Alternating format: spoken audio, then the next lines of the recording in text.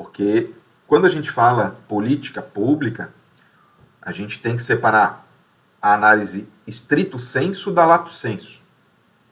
A stricto sensu se refere à política realizada pela administração pública, ou seja, governo, Estado. Nesse caso, União, Estados, no Brasil existe o Distrito Federal e os municípios, ok? Mas existe a política pública lato sensu, e ela é realizada por qualquer pessoa que tenha interesse em resolver um problema de interesse da coletividade.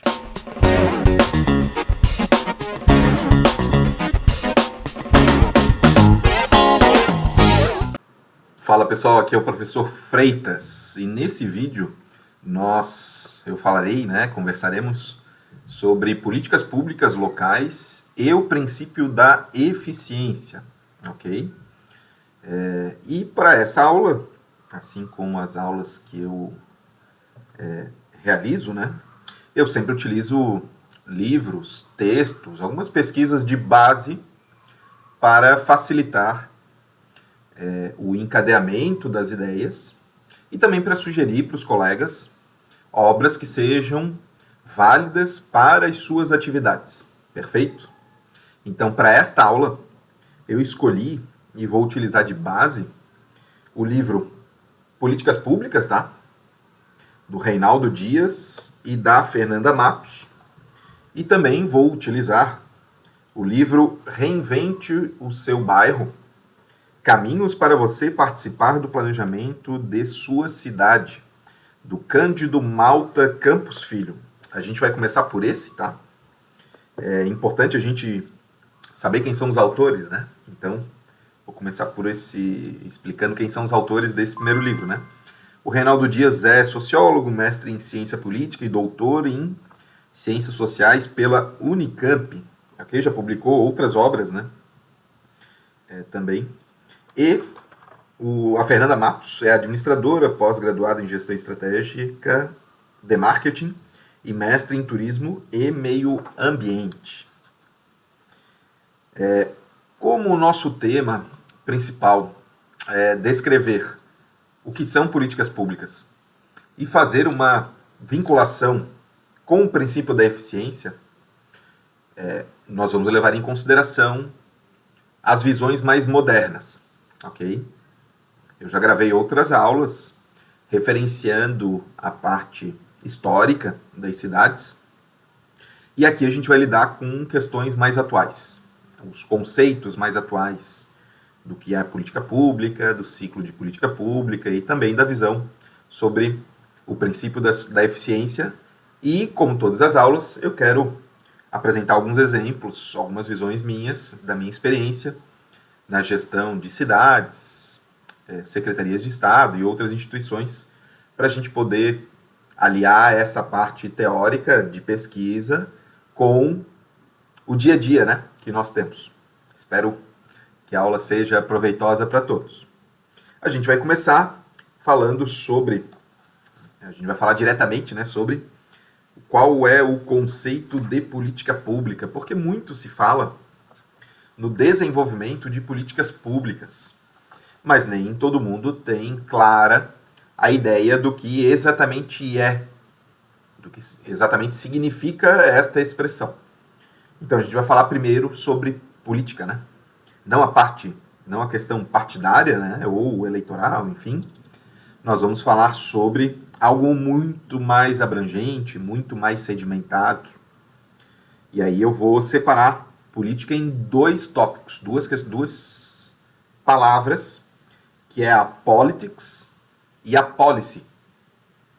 Politics, segundo os autores, o Reinaldo e a Fernanda, se refere ao conjunto de interações que definem múltiplas estratégias entre atores, ou seja, todos que queiram influenciar numa política, para melhorar o rendimento e alcançar certos objetivos, algo muito importante, muito necessário, porque a gente só inicia uma política para alcançar alguns objetivos que a gente traça antes e se esforça para alcançar. Desse modo, podemos nos referir à política de uma organização, de uma empresa, de um clube, de uma família ou de um grupo social específico, mesmo que não esteja formalizado, né, com um CNPJ, por exemplo. Politics também pode se referir à carreira profissional de um político, que, por suas atitudes, busca obter e ampliar a sua influência. A dedicação à política, nesse sentido, remete a uma atividade que tem regras de jogo específicas, dinâmica partidária eleitoral e um estilo próprio, interesse público e atributos de liderança. Isso que eu falei agora é a explicação do termo politics, P-O-L-I-T-I-C-S. Agora a gente vai falar sobre o termo policy, P-O-L-I-C-Y. E o plural em inglês é policies, P-O-L-I-C-I-E-S, ok? Ele é entendido como a ação do governo. Então, politics são as estratégias entre os atores. E policy é a ação do governo. É uma ação governamental, de uma entidade pública, de um agente público. E constitui atividade social, social não no sentido de ajuda social, humanitária, mas sim social de sociedade coletiva, que se propõe a assegurar por meio da, se for o caso, se for necessário, coerção física baseada no direito, a segurança externa e a solidariedade interna de um território específico, garantindo a ordem e providenciando ações que visam atender às necessidades da sociedade, ou seja, é uma entidade que visa realizar ações em prol de beneficiar as pessoas, a sociedade. A política, nesse sentido, é executada por uma autoridade legitimada, no caso brasileiro, por eleições, que busca efetuar uma realocação dos recursos, no caso, arrecadados da população, por intermédio do pagamento de impostos, né, de taxas, de contribuição de melhorias, etc. E, nesse caso, a política pode ser adjetivada em função do campo da sua atuação ou da especialização da agência governamental encarregada de executá-la. Então, uma empresa pública de saneamento, ela não vai fazer atividade de educação básica, por exemplo. Então, ela é especializada em um assunto. Desse modo, podemos nos referir à política de educação, saúde, assistência social, agrícola, fiscal e etc. Ou seja, estes são os produtos de ações que têm efeito no sistema político e social. Começamos com dois termos explicando política, né? Politics e policy. Essas situações elas são muito mais abrangentes do que política social, ou melhor dizendo, do que política pública. Porque quando a gente fala política pública, a gente tem que separar a análise stricto sensu da lato sensu. A stricto sensu se refere à política realizada pela administração pública, ou seja, governo, Estado. Nesse caso, União, Estados, no Brasil existe o Distrito Federal e os municípios, ok? Mas existe a política pública lato sensu, e ela é realizada por qualquer pessoa que tenha interesse em resolver um problema de interesse da coletividade. Uma ONG, por exemplo, pratica política pública porque é de interesse da coletividade que certo problema seja resolvido, como, por exemplo, educação, dar cesta básica, etc. E aí, neste caso, é interessante nós conversarmos sobre o que é Estado, para justamente separarmos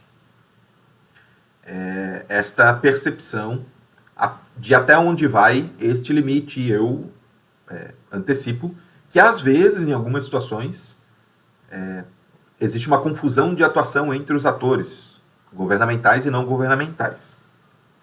O Estado, segundo os autores, ele é considerado um fenômeno político. Então, é uma visão de criação humana de um conceito mais uma estrutura física para dar vida, para executar na realidade estes conceitos que construíram esta entidade. Então vamos lá. O Estado brasileiro surgiu historicamente porque a família real portuguesa veio para cá. Eu não vou entrar em detalhes, né, porque a aula não é sobre isso. E constituiu aqui uma parte do Império Português. Ao longo da história, houve a passagem de império para república, mas o Estado brasileiro é a mesma coisa. Antes do império, no império era Estado brasileiro também, e com a república a mesma coisa, ou seja, Estado é uma vontade das pessoas de se congregarem, de se unificarem, por intermédio de uma congregação de esforços da população, que tem uma mesma língua, uma mesma cultura, não mesmo no sentido de igualdade, mas similar, para desenvolver as suas vidas. Né? Isto é o conceito de Estado. Agora, o Estado, para executar as suas atividades, ele precisa colocar a mão na massa por intermédio do que nós chamamos de função de governo. E os autores aqui eles tratam disso. Né? Eles dizem que a função de governo é a direção ou processo de administração do Estado aplicando as leis e políticas públicas através dos poderes. Né? No Brasil nós temos o poder executivo, o legislativo e o judiciário, e, quando necessário, a criação de estruturas especializadas.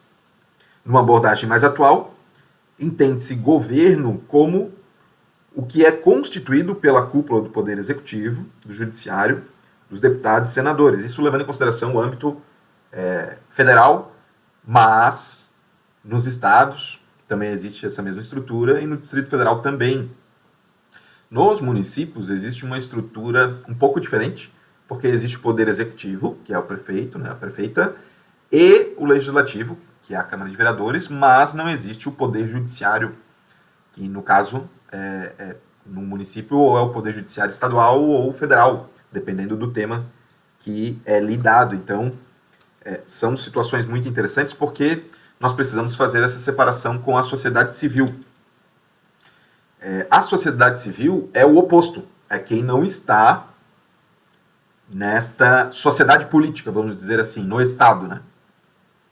É a chamada sociedade organizada que engloba todas as relações sociais que estão à margem do Estado. Não à margem porque foi colocada propositalmente de lado, mas não faz parte do Estado diretamente. Mas, dependendo da forma de organização, conseguem exercer alguma influência sobre as políticas públicas desenvolvidas e executadas pelo Estado. Às vezes, até a sociedade civil é que traz o plano para ser executado pelo Estado.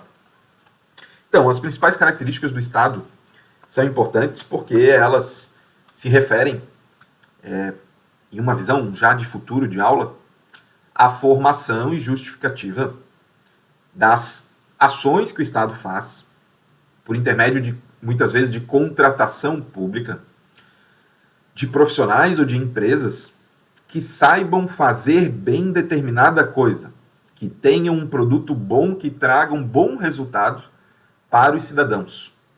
Então, se eu quero resolver um problema de gestão de informação de uma prefeitura, por exemplo, eu vou contratar pelo Estado, neste caso representado pela cidade, pelo Poder Executivo, que é a prefeitura, uma empresa que tenha um produto que satisfaça essas minhas necessidades. Um pouco mais para frente a gente vai esmiuçar isso. Então, as características do Estado são definir e manter prioridades entre as muitas demandas que existem, né? Direcionar recursos para onde eles sejam mais eficazes, e obviamente a gente precisa escolher, né? E quando a gente precisa escolher é porque a gente diz sim para algumas coisas e não para outras. Eu preciso inovar quando as políticas públicas tiverem falhado, né? Eu estou fazendo uma atividade que não é suficiente para resolver o problema, eu preciso atuar de maneira nova, ou seja, inovar, né? Eu não posso fazer a mesma coisa se ela não está dando resultado. Eu preciso coordenar objetivos que muitas vezes são conflitantes e tentar alocar esses conflitos de uma maneira coerente para que o máximo de pessoas seja atendido. Eu preciso ser capaz de impor algumas situações, desde que elas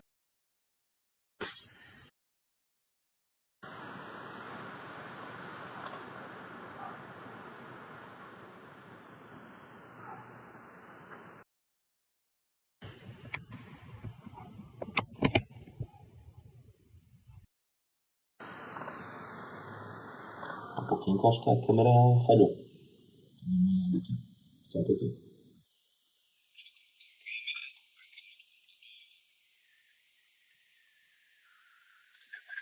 Tá pra câmera aqui. Ah, que bom. Fiquei com medo, né?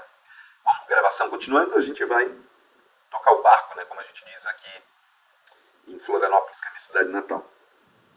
Também é necessário representar interesses difusos, ou seja, de grupos, né? Grupos que moram numa região, por exemplo, que ela corre risco de desmoronar.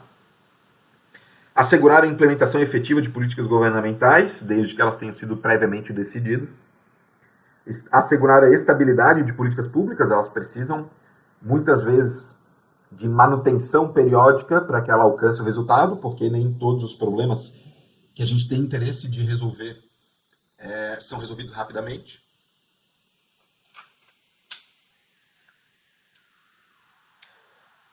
E essas são as principais características. Existem outras menores, mas essas estrategicamente são as mais relevantes, tá?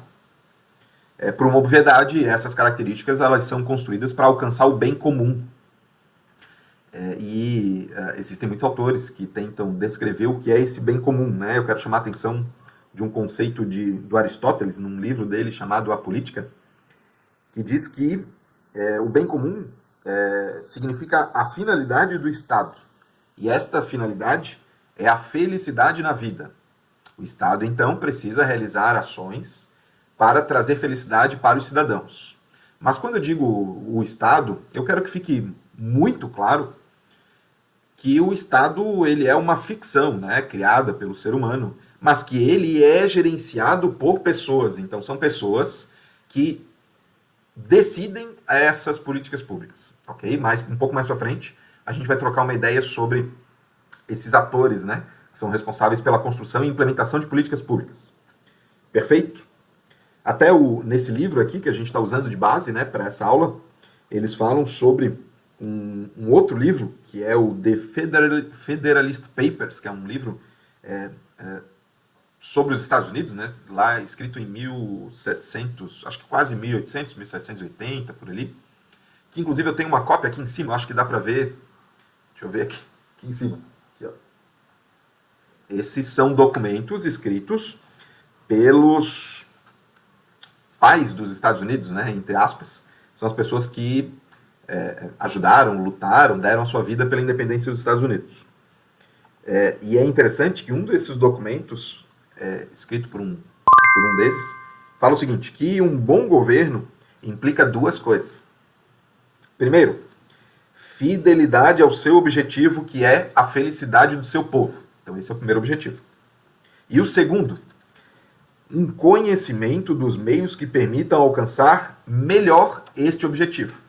Então, o primeiro deles é que o Estado só existe para trazer a felicidade para o seu povo, e o segundo, o Estado deve possuir a inteligência necessária para desenvolver ações para alcançar o primeiro objetivo, que é a felicidade do povo.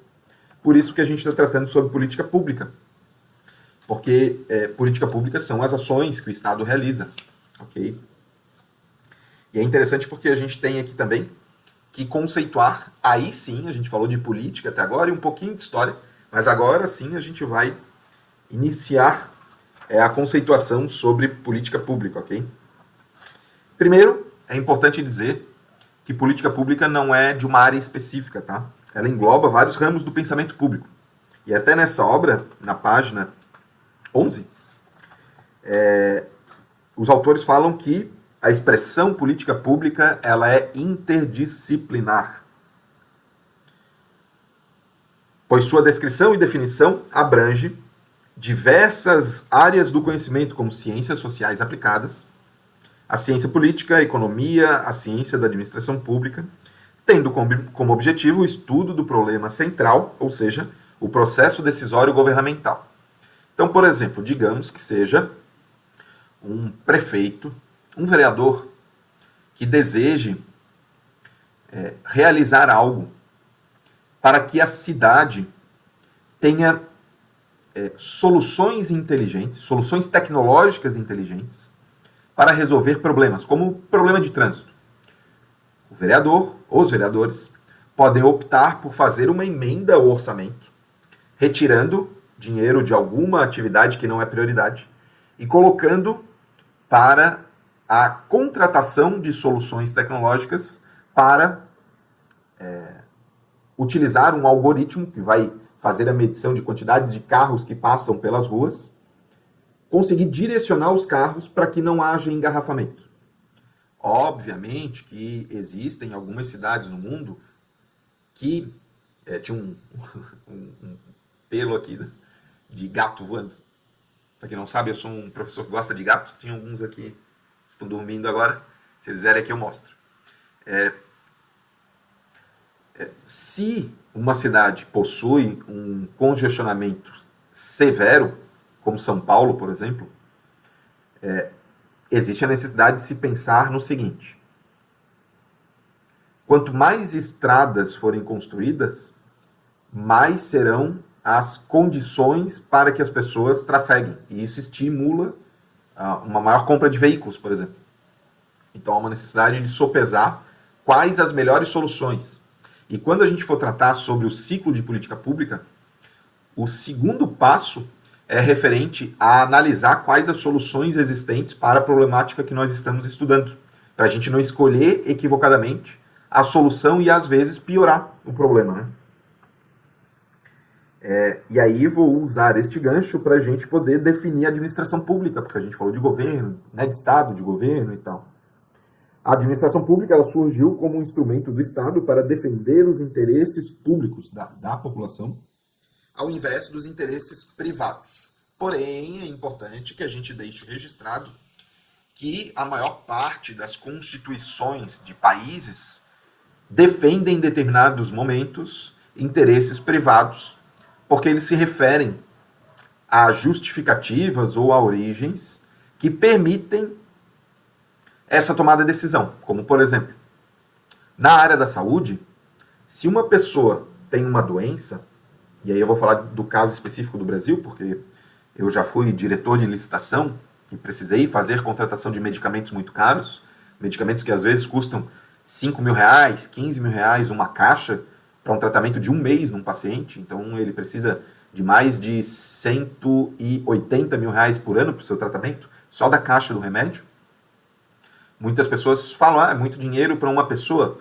É bastante dinheiro, mas a nossa Constituição, ela coloca o direito individual à saúde daquela pessoa sob outros interesses. Então, não é sempre que esse interesse coletivo, total do grupo, está acima do interesse individual. Perfeito?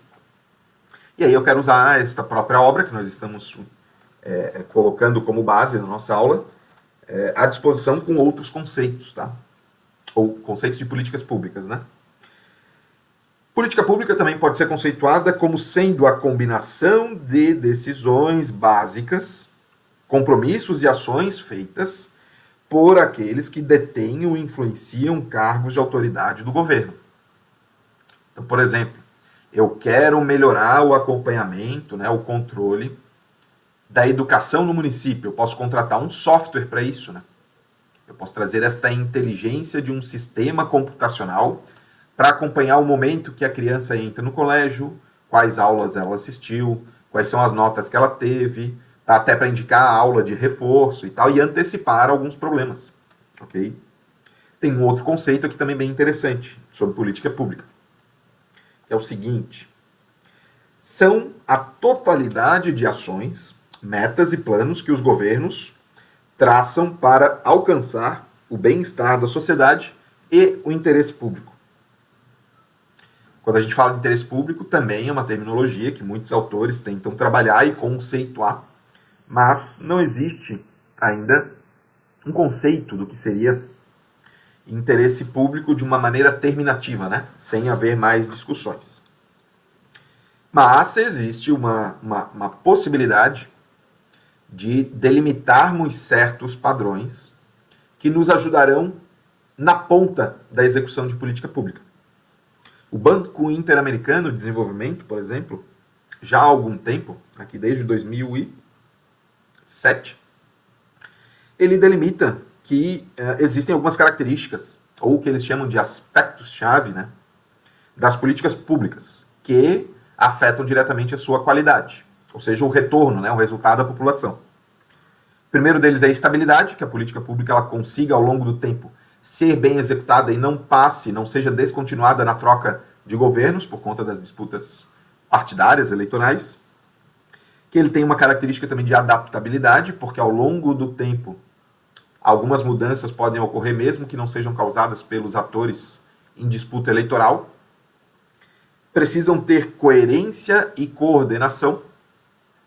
Se o município tem, por exemplo, como arrecadação própria, que tecnicamente é a receita corrente líquida, um valor anual de 50 milhões, e a prefeitura quer fazer um plano de investimento de 300 milhões ao longo de 5 anos, por exemplo, não é coerente, né? Porque não está de acordo com a capacidade desse município. Mas também há uma possibilidade de se trabalhar com coordenação. Não necessariamente, mas sim como uma possibilidade, este mesmo município que tem uma arrecadação de 50 milhões por ano pode, num banco de investimento como o BID, BRDE, BNDES, buscar uma linha de crédito para financiar determinadas situações que tragam, a curto prazo ou a médio prazo, retorno para a cidade, aumentando a sua arrecadação, como pegar um dinheiro emprestado ou a fundo perdido, né, num convênio com o governo do estado, por exemplo, para montar um distrito industrial e chamar indústrias, para se instalarem no município. Também é necessário, como característica, né, chave, a qualidade da implementação e da aplicação efetiva. Por quê? Eu, nessa minha experiência de 20 anos na área pública, eu vi políticas públicas sendo muito bem construídas, e no papel elas eram ótimas, mas que, da porta do escritório para fora, muitas barreiras foram encontradas e não foram sequer imaginadas no plano, né? Existe uma técnica chamada SWOT, que é uma análise das possibilidades de a sua ideia dar errado. Pessoas que podem ajudar, pessoas que podem atrapalhar e tal. É uma técnica simples que toda construção de plano precisa ter. Uma outra característica chave é a consideração do interesse público, ou seja, o retorno para a população. E, por fim, aqui é um dos pontos que a gente se propôs nesta aula, é fazer a vinculação da construção, né, de política pública com o princípio da eficiência. Olha o que esses autores falam sobre a eficiência. É um aspecto chave da boa formulação de políticas públicas. É a capacidade do Estado, e aí em todas as esferas, né, União, Estado, Distrito Federal e municípios, né, de alocar, de colocar, de investir os recursos arrecadados da população, que são escassos, né, sempre, nunca existe dinheiro suficiente para se fazer tudo, para as atividades que tenham maiores retornos, ou em outras palavras, que assegurem retornos sociais elevados. Perfeito? Então, na escolha, de novo, na política pública, a gente precisa escolher o que é mais eficiente, o que é menos eficiente, a gente precisa deixar de lado. E, infelizmente, nós temos muitos exemplos de dinheiro, né, da arrecadada da população que é colocado em determinada política pública e que não dá o retorno esperado. Este aspecto da eficiência nas políticas públicas está, de certa forma, relacionado à consideração do interesse público, uma vez que, quando os formuladores de políticas favorecem indevidamente setores específicos em detrimento do interesse público, estão se afastando da alocação de recursos mais eficiente. Então, olha que interessante. Vou dar um exemplo meu, né? Eu só não vou dar alguns nomes, porque o exemplo surgiu agora e eu não tenho a permissão direta das pessoas. Mas eu trabalhei em uma prefeitura que nós constituímos o que nós chamamos de Portal do Cidadão. E este sistema, ele foi alugado, né, entre aspas, porque a prefeitura que eu trabalhei não tinha pessoas para escrever os códigos, né, programar os códigos para construir esse portal. Então uma outra empresa foi chamada, ela linkou, né, ela agrupou todos os sistemas num local só, e a pessoa, ela que tem interesse em se cadastrar nesse portal, ela tinha dentro desse sistema um pouco mais de 80% de todos os serviços oferecidos no Centro de Atendimento ao Cidadão, que existem em praticamente todas as prefeituras, de repente com uma nomenclatura diferente. Então, ao invés de ir no Centro de Atendimento ao Cidadão, pela internet, havia a possibilidade de resolver uma boa parte dos problemas. Isso permitiu que houvesse uma economia de atendimento nesses centros de atendimento. Os funcionários que estavam nesses locais puderam ser realocados, foram melhor aproveitados em outras funções e o cidadão foi melhor atendido. E isto é a aplicação prática da eficiência na contratação por uma entidade pública de um software que traz esta inteligência na resolução de problemas. Perfeito? E, obviamente, essas ações elas são aplicadas em todas as áreas de política pública, né? Inclusive os autores aqui, mais para frente, eles trazem política social, macroeconômica, administrativa e políticas específicas ou de setores específicos, né? Como o meio ambiente, a cultura, políticas agrárias, de direitos humanos e etc. Existe a possibilidade de uso de tecnologias para justamente aproveitar a eficiência que determinados sistemas, determinadas inovações de método, determinados produtos causem de impacto positivo na atuação das entidades públicas. Perfeito? E aí vou aproveitar esse momento para fazer uma menção, utilizando de base ainda essa obra, do conceito de desenvolvimento local. Por quê? Este processo de localização, não de encontrar um local, né? Mas de localizar a política pública, de resolver um problema naquele ponto específico, e quando tu resolve muitos problemas em pontos específicos, aquela região ela começa, ao não ter problema, trazer uma maior qualidade de vida para as pessoas, que Aristóteles falava sobre a felicidade, né? Então o desenvolvimento local tem esta característica. E um dos conceitos que eles trazem aqui no livro sobre o que é desenvolvimento local, eu quero compartilhar com vocês agora. O desenvolvimento local é um processo de crescimento e de desenvolvimento, são coisas diferentes, né? Crescer economicamente não significa desenvolver socialmente a vida das pessoas, mas é um processo de mudança na cidade, que é o nosso foco aqui de atuação, e a gente pode encontrar 3 grandes áreas, ok? Uma econômica, porque é extremamente positivo que as pessoas não dependam do município, do governo do estado e da União para suas atividades, e sim que elas tenham independência econômica, e somente as pessoas que realmente precisem busquem essa ajuda governamental. Um outro aspecto é o sociocultural, no qual o sistema de relações entre as pessoas, né, e a cultura das pessoas de relacionamento entre elas também é alterado quando elas conseguem alcançar certo patamar de independência. E isso afeta, obviamente, a política administrativa.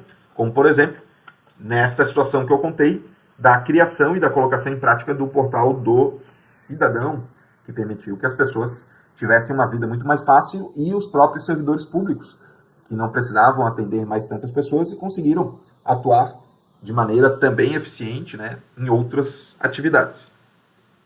Obviamente que nessas atuações locais há uma necessidade de participação das pessoas, né, um diálogo territorial, né, nas regiões dentro da cidade ou do estado que a gente vai atuar, que a gente vai implementar uma política pública, e a mobilização dos recursos necessários para esta demanda.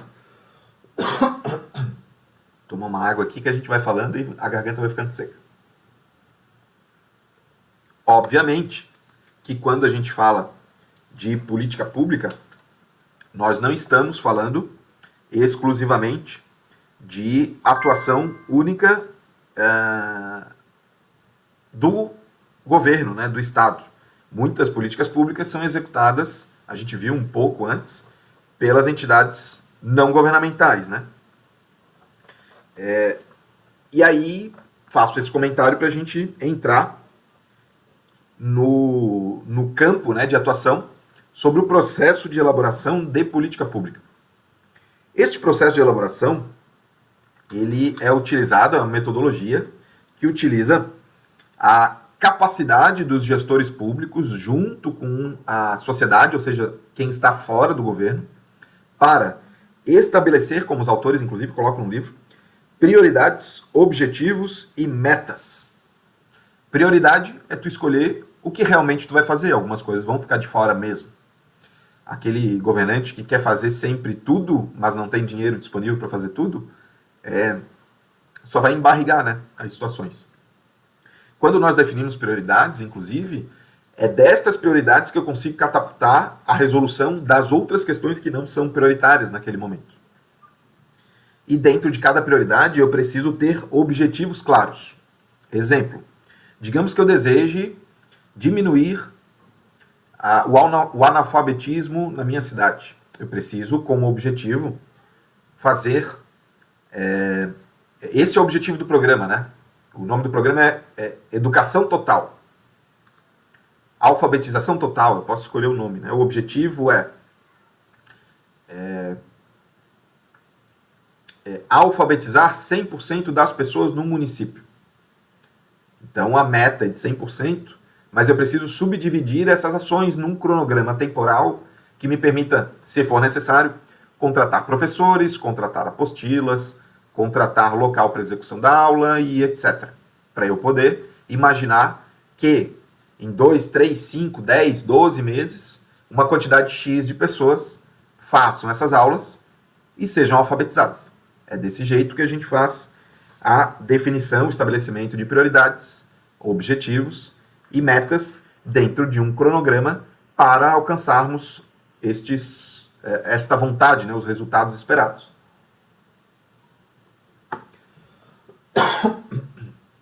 Perdão, estou tentando tossir um pouco fora do microfone para não fazer muito barulho, mas eu sei que alguma coisa ainda capta, né? E aí, dentro deste processo, né, de elaboração e implementação de política pública, existe algo famoso, que é o ciclo de política pública. E dentro desse ciclo, nós temos 5 grandes áreas. A primeira delas, a identificação do problema, porque se eu não conseguir descrever corretamente o problema, qualquer coisa posterior vai ser feita de maneira errada. Segundo, a formulação de soluções. Quais são as melhores formas de resolver este problema que eu corretamente identifiquei? Terceira situação é tomar decisão.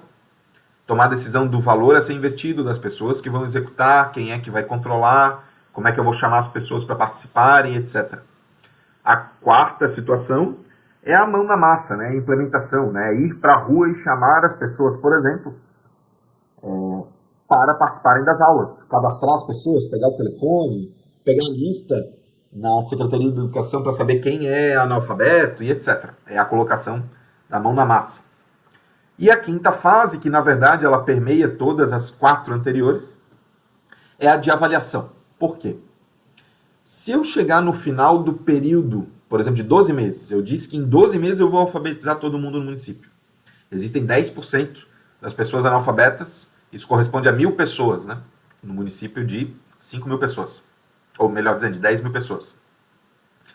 E aí, em 12 meses, eu só alfabetizei 500. Poxa, eu não conseguia ter percebido isso antes, que eu não ia conseguir bater a meta e que eu precisava me esforçar mais.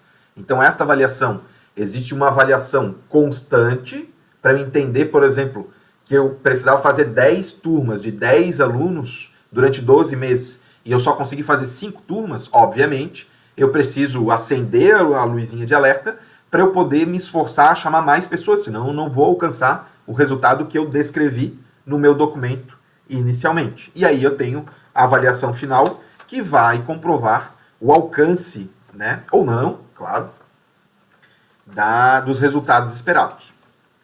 Este livro ele é interessante porque ele traz também alguns gráficos, algumas tabelas, etc. Eu quero mostrar uma delas aqui, não sei se fica tão claro assim para quem está vendo, mas essa tabela aqui, ela define subtópicos de cada uma dessas áreas do ciclo de política pública. Por exemplo, na identificação do problema, tem o passo de definir o problema, agregação de interesses, organização das demandas, representação e acesso a autoridades públicas, etc.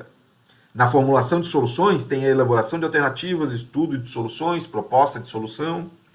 Na tomada de decisão, tem a construção de alianças, a legitimidade da política adotada. Na quarta fase, a execução da ação, tem a execução, a gestão administrativa e financeira, a produção de efeitos, o impacto sobre o território. E também tem a formulação das soluções e avaliação, né, para os ajustes. Quando a gente lê muitos livros, esta questão visual ela é muito importante, porque na hora do dia a dia, quando nós estamos executando políticas públicas, e outras. Qualquer coisa na vida, na verdade, esse formato visual, em tabelas, em gráficos, nos ajuda a nos mantermos atentos às nossas ações para alcançar os nossos resultados e corrigir, se for necessário, o nosso trajeto. Antes de eu terminar de falar desse livro, eu quero somente comentar sobre um dos grandes problemas dos gestores públicos para a definição das suas estratégias de levar esta inteligência metodológica, inteligência de produtos, como câmeras de vigilância, como semáforos inteligentes, como sistemas de medição do esgotamento sanitário que trazem informações automatizadas, ou de software simples que não estão embutidos num produto específico, né? Como software de gestão, né? De computadores para gestão tributária do município, enfim. Que é a formação da agenda. Esse é um dos passos que a maior parte dos gestores não conseguem coerentemente construir, e isso impacta em todas as demais atividades. O que é isso, né? O que é a agenda? Aqui, de acordo com os autores, a agenda não pode ser considerada um documento formal de tipo programático e nem pressupõe a existência de uma hierarquia em relação a outros problemas, como tampouco assegura que a inclusão de um problema seja sucedida de forma inevitável por uma decisão ou que este permaneça por grande tempo nela, visto que o próprio dinamismo da vida política tem como consequência a entrada de uns temas e a saída de outros como fato natural. E aí, mais embaixo, para sistematizar essa descrição da agenda, os autores descrevem 3 situações, que daí eu vou utilizar como uso final deste livro antes de passar para o outro. Tá? Um dos problemas políticos torna-se prioritário na agenda governamental quando? Então, eu insiro na agenda, ela é como se fosse aquele plano de governo, né? É a agenda de atuação. Todo candidato vai construir a sua agenda, o seu plano de governo para apresentar para os seus eleitores. A princípio, quando ele entra, ele, na realidade, vai perceber se algumas políticas que já existem precisam ser continuadas, e isto vai impactar na inserção do seu plano de governo, que vai virar essa agenda. Né? Então, olha só. Vai estar como prioridade na agenda governamental quando constituir uma situação de crise, ou seja, é emergencial. Segunda situação, quando constituir uma mobilização de ação política, ou seja, é capaz de expressar os interesses de grupos em posições estratégicas ou com grandes recursos de poder. Aqui, poder não levando em consideração o poder financeiro só. Muitos grupos que não possuem dinheiro disponível para suas ações conseguem muito sucesso. Depende do jeito que eles utilizam essa sua força. Né? E terceiro, quando abrir uma janela de oportunidade, janela entre aspas, né, o momento oportuno para colocar em prática alguma coisa dentro da agenda, que significa permitir que algum ator importante obtenha vantagens com a solução do problema.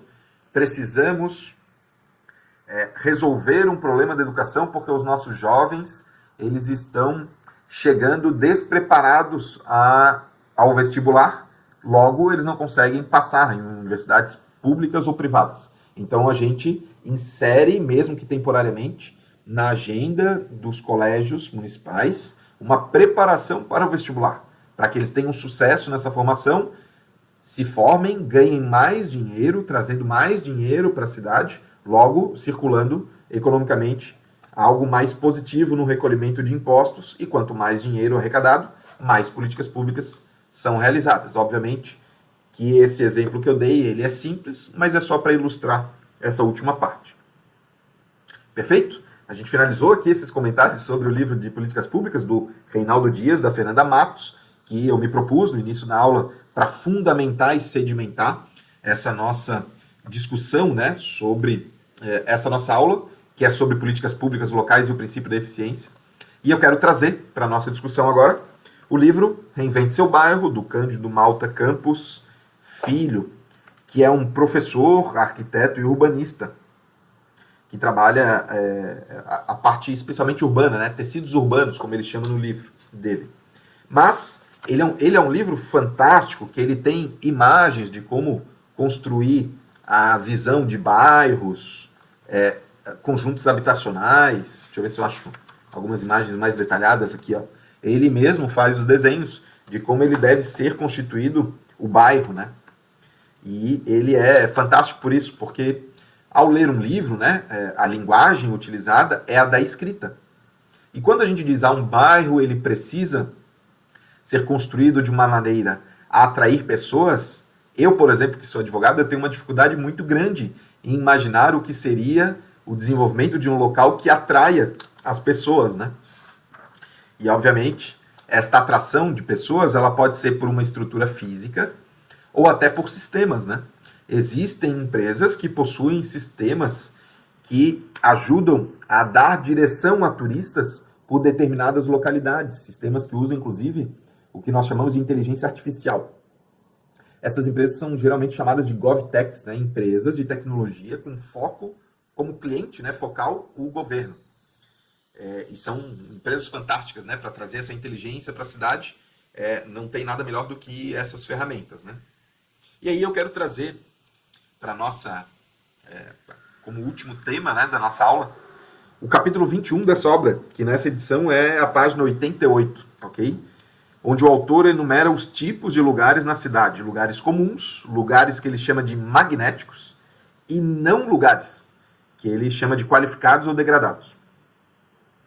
E eu quero ler esse trecho aqui para a gente finalizar a aula, esse primeiro trecho aqui, o primeiro parágrafo. O papel dos monumentos aquelas estátuas, por exemplo, como referência histórica, pontuando e destacando fatos que engrandecem a cultura de um povo, testemunhas de sua memória pública, criam o que teóricos do urbanismo qualificam como espaços magnéticos, que fazem contraponto aos espaços comuns, que são os espaços de nossa vida cotidiana. A dialética, inclusive Aristóteles tem um livro chamado A Dialética, né? A dialética de uma cidade como valor de uso é constituída pelo evoluir histórico em meio aos conflitos sociais que lhes são inerentes na produção, apropriação e consumo das estruturas urbanas e dos tecidos urbanos com elas coerentes. Olha que fantástica essa observação dele.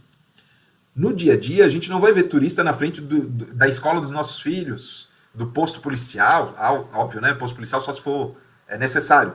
Os turistas vão em locais que refletem a história daquela cidade. Por exemplo, eu moro em Florianópolis, as pessoas vão na praia, vão no mercado público, porque são locais que atraem, né? São locais magnéticos, porque ali está a história, ou, nesse caso aqui, alterando um pouco a parte histórica, as praias por conta de qualidade de vida, ou seja, as pessoas procurando a felicidade, né? Também existem outras cidades do mundo, né? Por exemplo, muitos turistas vão para Paris para visitar a Torre Eiffel, é um lugar magnético, né? Uma torre de metal que eles construíram uma aura naquela cidade, de que é uma cidade romântica, né? Então, geralmente são casais, famílias que vão para lá para fazer essa visita. Mas Paris, por exemplo, tem milhares de anos de história. A região de Paris, que era ocupada por gauleses, tinha uma peculiaridade, alguns milhares de anos, porque os gauleses tinham as suas moradias embaixo da terra. Por isso que Paris tem muitos túneis, porque é um terreno de fácil escavação, melhor dizendo, e os gauleses construíram milhares e milhares de túneis, né, lá. E existem outros pontos turísticos para visitar estes túneis, que não são muito conhecidos comparativamente à Torre Eiffel, mas fazem, daí sim, parte da história, né? A Torre Eiffel é um símbolo muito mais recente do que esses túneis. E no Brasil, obviamente, nós temos muitos locais, né? Locais magnéticos artificiais e locais magnéticos naturais ou históricos, né? Artificiais porque, como por exemplo, a criação de um parque de skate, por exemplo, atrai muitas pessoas que querem andar, só que o parque não estava ali há algum tempo, né? Podemos também visitar um local histórico, um local num terreno, né, onde houve uma batalha. Não é incomum que existam, nos Estados Unidos, né, tem muitos locais que demonstram onde ocorreram as guerras civis, né, de independência, né? E naturais, né, muitas pessoas vão para locais para ver paisagens, florestas, cachoeiras, etc., que podem ser utilizadas para atrair pessoas. Logo, as pessoas gastam dinheiro nesta localidade, comem no local, dormem no local, e o município arrecada mais, logo trazendo mais retorno para as pessoas. Então, sugiro, para finalizar essa aula, este livro do Cândido Malta Campos Filho, chamado, tem o título, né, de Reinvente Seu Bairro, Caminhos para você participar do planejamento da sua cidade. Espero que vocês tenham gostado dessa aula. Nós buscamos falar sobre as políticas públicas locais e o princípio da eficiência, porque estes são conhecimentos necessários para outras questões muito mais aprofundadas sobre a gestão pública e especialmente sobre gestão de cidades. Forte abraço aí, até a próxima aula, tchau, tchau.